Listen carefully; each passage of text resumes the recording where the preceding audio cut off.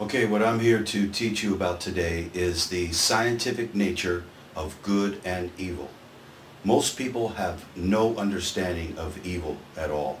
I do have an understanding of evil. I was attacked by demons many times as a child. My mother was attacked for 10 years by demons for getting into witchcraft.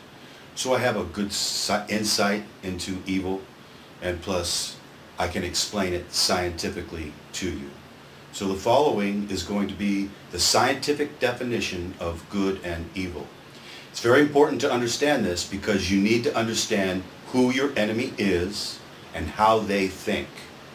Then you will understand them much better. You want to understand what's going on in the world, why the world has turned upside down. It's because of a battle between good and evil. And I'm going to show you right now what good and evil actually is. Okay, in order for you to understand good and evil, I need to teach you a little something about neuroscience first. What I'm going to teach you is what I call your emotional biological program. And this is how you've been programmed.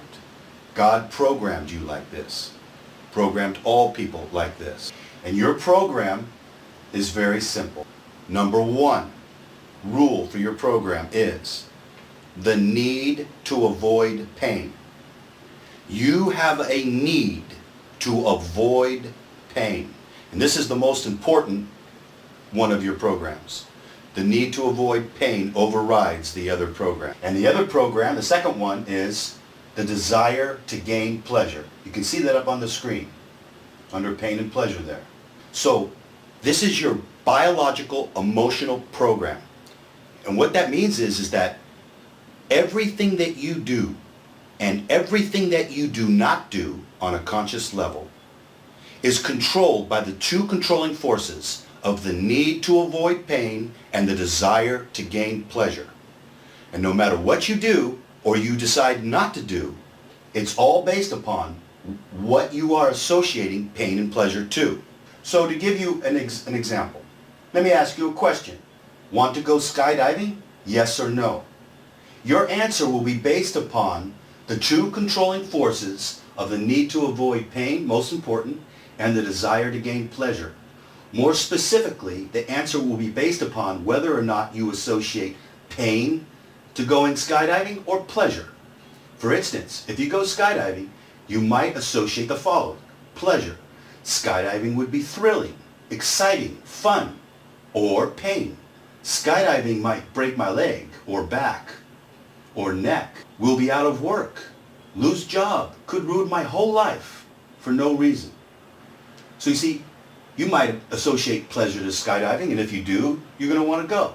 If you associate any pain to skydiving though, you're probably not going to want to go because the pain will override any pleasure. How about another question? Want to read a book?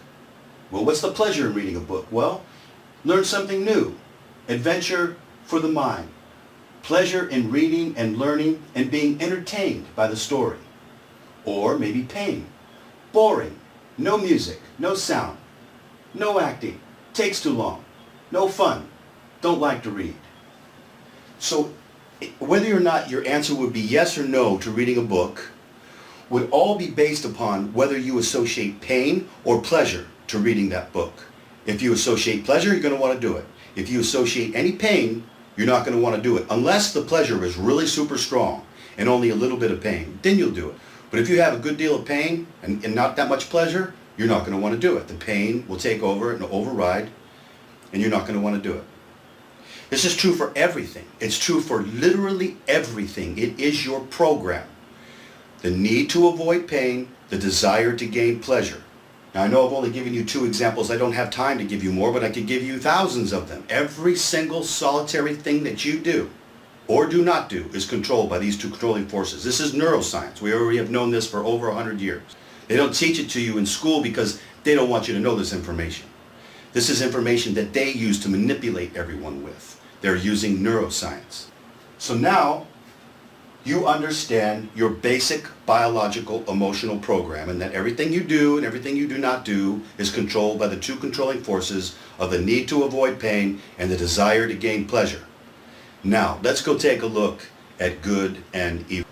Okay, now you are seeing on the screen good and evil. Good is on the left side, evil is on the right side. Remember, everything you do and everything you don't do is controlled by pain and pleasure. On the left side, up top, we have pain, and down below we have pleasure. Both on the right side as well, pain and pleasure. So we're going to talk about what good associates pain to and what good associates pleasure to. Okay, so left-hand side, under pain.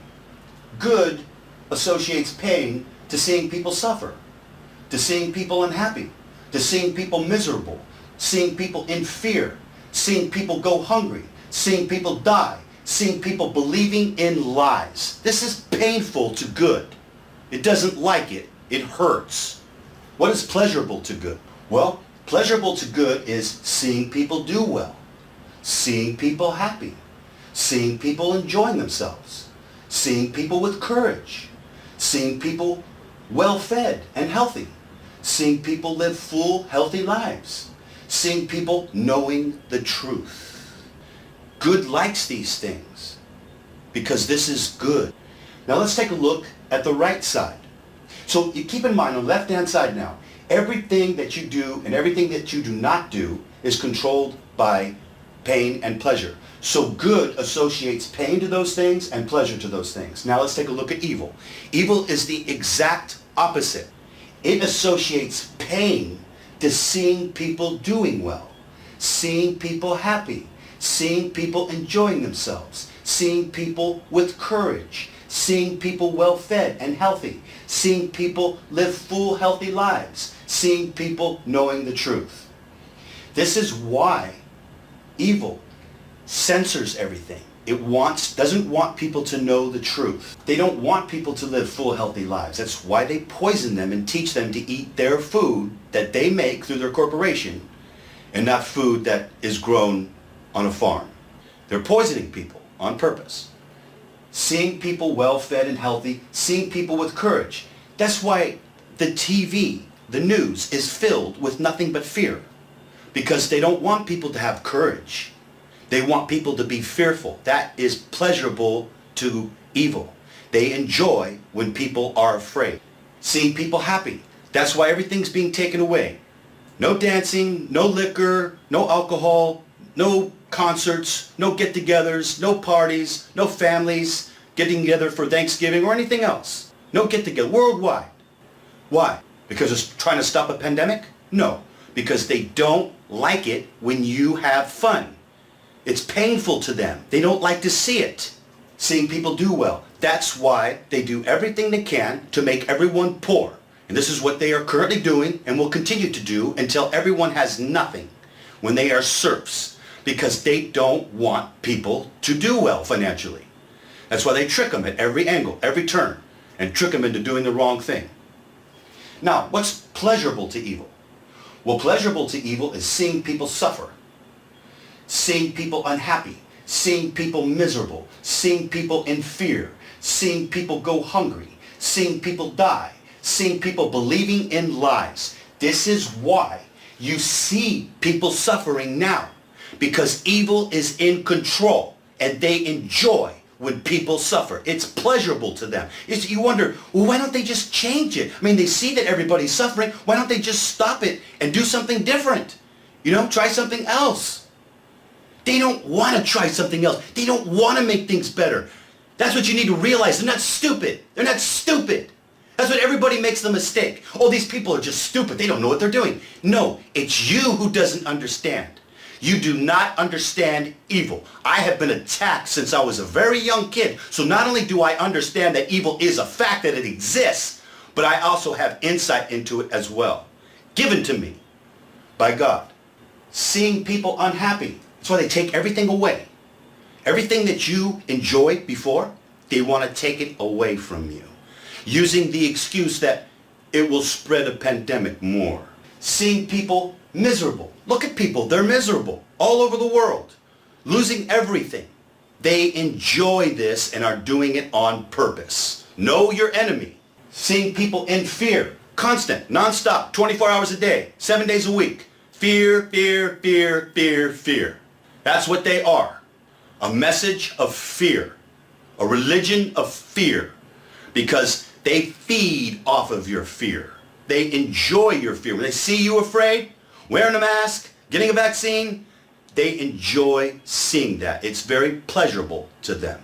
Seeing people die. All kinds of people are going to die. They are definitely going to enjoy it. They worship it even. They enjoy seeing people being beheaded and the blood spilling all over the ground. They did it in China.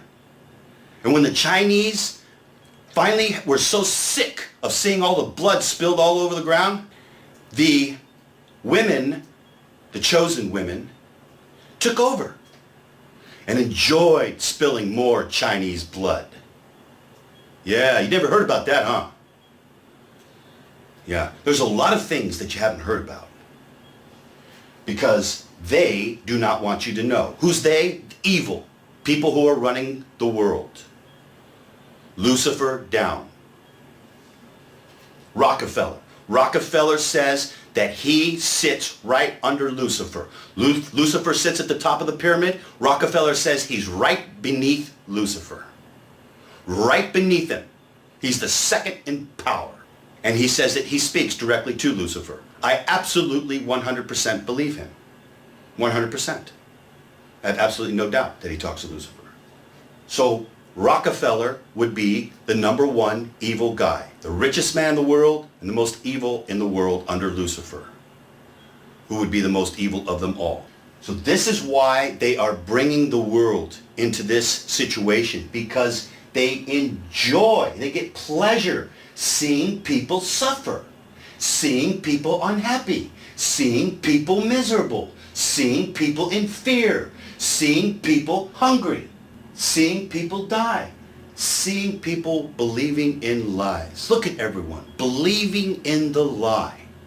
They enjoy that and go through a great deal of effort to make that happen, to make it a reality, to put on the illusion for everyone. And they put on one heck of an illusion, don't they? The Bible says the deception will be so powerful that if it were possible, even God's very elect would be deceived. I'm one of God's elect. I am not deceived. So there you have it. Good and evil. They are opposites of each other. Good does not understand evil because it doesn't make any sense to good. Because they cannot relate to evil. They don't understand it. But evil understands both itself and can see itself and recognize itself and see that it's different from good. And it also sees good. It sees that good takes pleasure in these things that it hates. It learns to hide itself. It learns to lie. It learns to infiltrate and to blend in. And then they use subtlety to manipulate people. And they are experts at it. Evil is an expert at it because they know exactly how you think. They know what you want to hear. They have studied you, analyzed you. Why? Because they have seen all their lives how different they are than you. You associate pleasure to playing with your dog. They think about killing their dog and seeing it suffer. That would be pleasurable. You like to pet a cat? They want to stomp on the cat and hurt it and watch it suffer and try to crawl away. There's all kinds of videos all over YouTube about that. All over the internet about that. These people that enjoy suffering. This is evil. There's more evil out there than you would believe. And it is everywhere. But know that the evil is concentrated in all forms of government and leadership. That is where the evil is. These places look like they're good, but they are not. They're pure evil. This is why you see all of this suffering happening, and they don't do anything to change the course. Because they want to keep the course. They are enjoying the course. It's all done on purpose. Now you understand the difference between good and evil. Now you know your enemy better. They are the opposite of you, and they think the opposite the way you think. Keep this in mind when you look at the world now and see the evil for what it is. They are liars and they are destroyers. That's what they do. Lie and destroy. Lie and destroy. They do not build. They do not make better. They only lie and destroy. This is who they are. They are liars, murderers, and thieves. Let me say that again. They are liars, murderers, and thieves. That's what evil is. Okay, so that was the scientific definition of good versus evil using neuroscience.